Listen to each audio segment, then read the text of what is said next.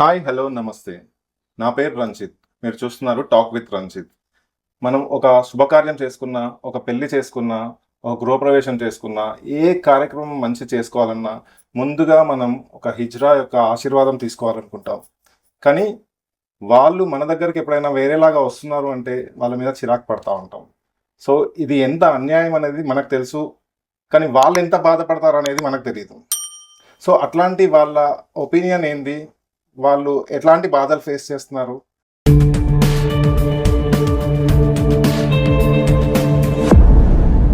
మనం ఈరోజు Kia and Sameera గారితో మనం ఈ డిస్కషన్ స్టార్ట్ చేద్దాము.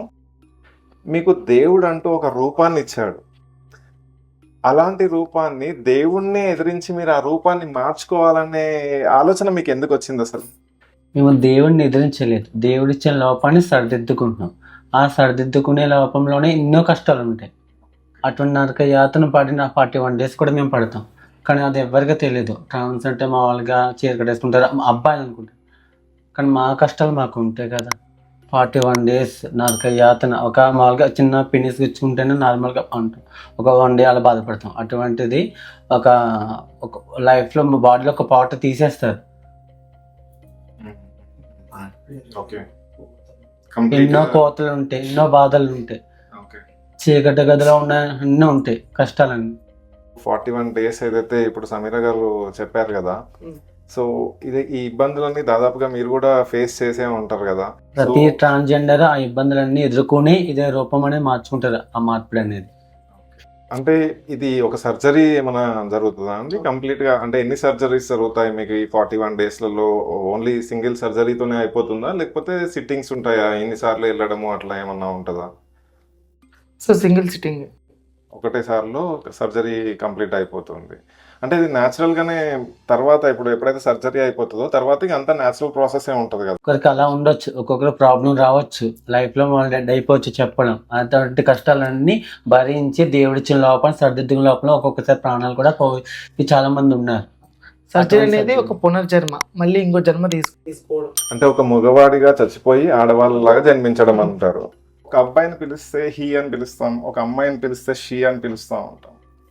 సో నేను మిమ్మల్ని ఎలా పిలిస్తే బాగుంటుందని చెప్పి మీరు కోరుకుంటారు? షీ అని పిలిస్తేనే బాగుంటుంది. మీకంటూ ఒక ప్రత్యేక గుర్తింపు ఉండాలి, ఈ హీ షీ కాకుండా ఎట్లన్నా ఒక గుర్తింపు ఉండాలని ఎప్పుడైనా అట్లాంటి కోరిక ఏమన్నా అనిపించిందా మీకు? అంటే ఇప్పుడు షీ అనేది చాలా ఇంపార్టెంట్ కదా. ఇప్పుడు ఒక అమ్మాయిగా మారాలి అనుకున్నప్పుడు ఒక అమ్మాయిగా పిలిస్తేనే మాకు చాలా హ్యాపీగా ఉంటుంది. బై బర్త్ మీరైతే విమెన్ అయి ఉండరు కదా. సో మీకు ఏ ఏజ్లో మీకు అనిపించింది ఇట్లా నేను అమ్మాయిగా మారితే మంచిగా ఉండు అని చెప్పేసి మీకు ఎప్పుడు అనిపించింది? నేను కూడా మామూలుగా సమాజంలో మామూలుగా బాయ్స్ అలాగే పుట్టా. ఫస్ట్ నుంచి ఎవరు ట్రాన్స్గా పుట్టారు. దేవుడు కూడా మామూలుగా పుట్టించినట్టు అబ్బాయిగా పుట్టిస్తాడు. మాకు ఫీలింగ్స్ అంటే చిన్నప్పటి నుంచి చదువుకుంటాం, మామూలుగా అన్ని చదివి ఇంటికాడ వాళ్ళు ఎన్నో కళ్ళకంటారు మా మీద కూడా. నా కొడుకు ఇలా అవ్వాలి ఇలా అవ్వాలి, వాళ్ళు చాలా హోప్స్ పెట్టుకుంటారు. అలా ఉన్న టైంలో నేను కూడా చదువుకున్న 10th ఆ టైం చదువుకున్నంత 10th చదివంతే. అప్పుడే పేరెంట్స్ కూడా చనిపోయారు. నా ఫీలింగ్స్ ఎలా ఉన్నాయని మా మదర్ చనిపోయింది తెలిసిన తర్వాత సర్జరీ కట్ట ఒప్పుకోలేదు. సర్జరీకి ఒప్పుకోకపోతే అప్పుడు సడన్గా అక్కడ ఉండిపోయా ఒక 1 year దాకా. నా ఫీలింగ్స్ కంట్రోల్ చేసుకున్న తర్వాత నా మమ్మ కూడా ఇంకా ఇలానే చేంజ్ అయిపోతానని నేను బాగా ఎయిట్ చేస్తే తర్వాత తప్పక ఒప్పుకున్నారు. నా ప్రాపర్ వచ్చేసి కాకినాడ, పక్కన చిన్న విలేజ్ పల్లెటూరు.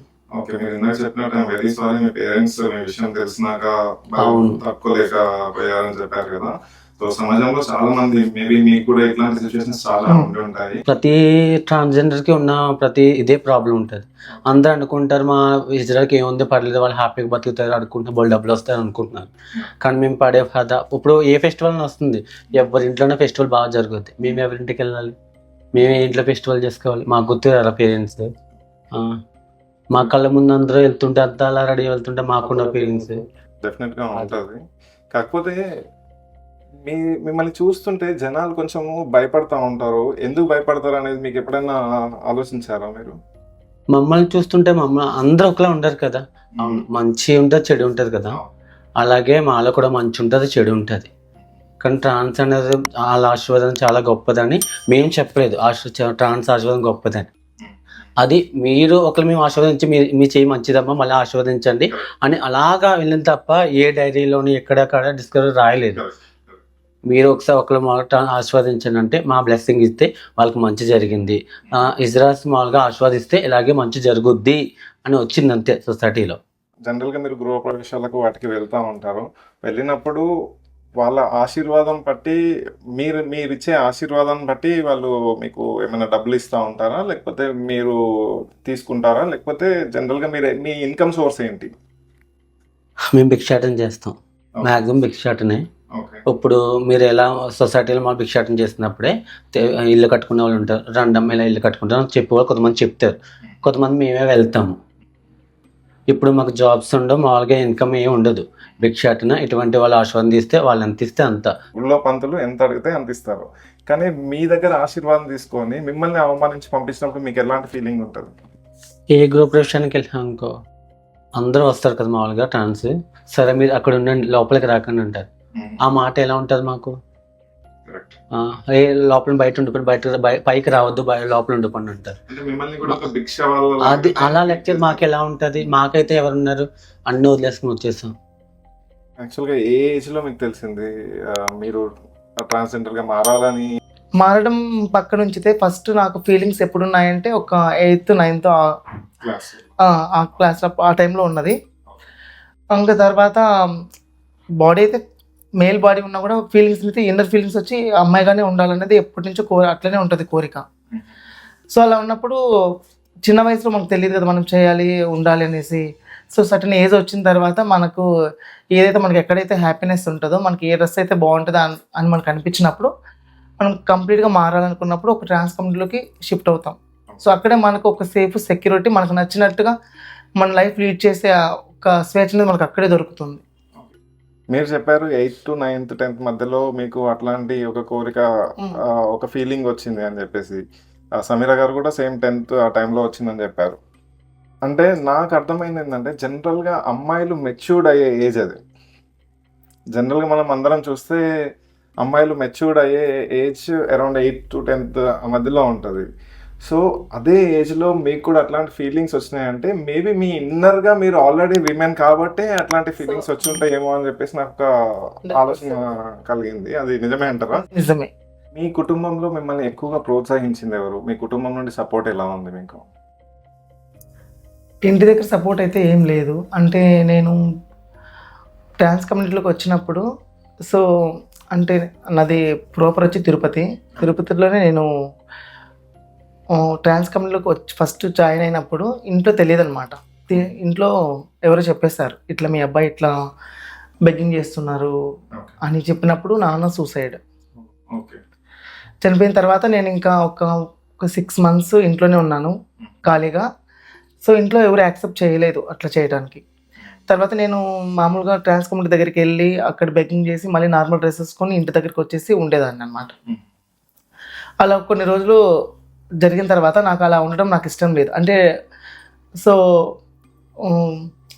ప్యాంట్ షర్ట్లో ఒకసారి శారీలో అట్లా ఉండడం నాకు కంప్లీట్గా ఇష్టం లేకుండా నేను ఇంకా అక్కడి నుంచి సపరేట్గా బయటకు వచ్చేసి కంప్లీట్గా ట్రాన్స్ కమ్యూనిటీలో జాయిన్ అయిపోయి ఇప్పుడు నా జాబ్ నేను చేసుకుంటున్నాను.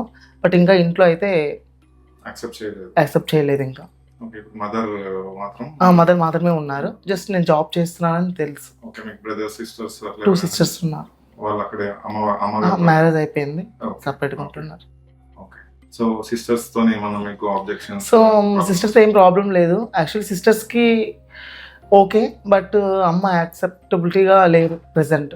మీరు ఇవన్నీ చెప్తుంటే నాకు మీ కళ్ళల్లో నీళ్లు కనిపిస్తున్నాయి. యాక్చువల్గా మీరు అంత నాకు అర్థమైందండి. బికాస్ మీరు ఒక టైంలో ఇట్లాంటి సిచ్యువేషన్లో మీ ఫాదర్ని కోల్పోయి అండ్ మీ మదర్ కూడా ఇంకా మిమ్మల్ని దగ్గరికి రానివ్వకుండా మిమ్మల్ని దూరం పెట్టడం అనేది ఒక మీ ట్రాన్స్కే కాదండి, ఇట్లాంటి బాధ ఒకవేళ మొగళ్ళకి కలిగిన పర్సనల్గా ఎవరికన్నా ట్రాన్స్ మారకుండా వేరే ఫీమేల్ అండ్ మేల్ ఉంటారు కదా, వాళ్ళకు కూడా ఇంట్లో వాళ్ళ నుండి సిచ్యువేషన్స్ ఇట్లా ఉంటే డెఫినెట్గా అసలు కళ్ళలో నీళ్ళు ఆగవు. అది ఎవరికైనా తెలిసిన విషయమే. But I'm sorry for that. మీరు చాలా స్ట్రాంగ్గా ముందుకెళ్ళాలి. ఇంకా మీరు ఇవన్నీ ఆలోచనలతోని డౌన్ అవ్వకూడదు. ఒకసారి మీరు ముందుకెళ్ళాలని డిసైడ్ అయిన తర్వాత మీరు అడుగు మెట్టు ఎక్కుతూనే ఉండాలి, కానీ ఒక్క మెట్టు దిగినా కూడా మిమ్మల్ని తొక్కేస్తూనే ఉంటారు. సమాజం ఎట్లా ఉంటుందో మీ అందరికీ తెలుసు కదా. మనం కొంచెం కిందికి కనిపిస్తున్నాం అంటే ఎట్లా తొక్కాలని ఆలోచిస్తుంది సమాజం. సో స్ట్రాంగ్గా ఫైట్ చేయాలి మీరు. అండ్ ఫ్రెండ్స్, మీ అందరికీ చెప్తున్నా, వీళ్ళ బాధలు, వీళ్ళు ఫేస్ చేసినవన్నీ కూడా మీ ఎవ్వరికి తెలియకుండా, వీళ్ళు ఏదో మీకు సిగ్నల్ దగ్గర కలిసిండ్రు కదా, లేదంటే వీళ్ళు అడుక్కుంటున్నారు కదా, లేదంటే వీళ్ళని ఎట్లా పడితే అట్లా మాట్లాడవచ్చు కదా అని చెప్పేసి చీప్గా చూడకండి.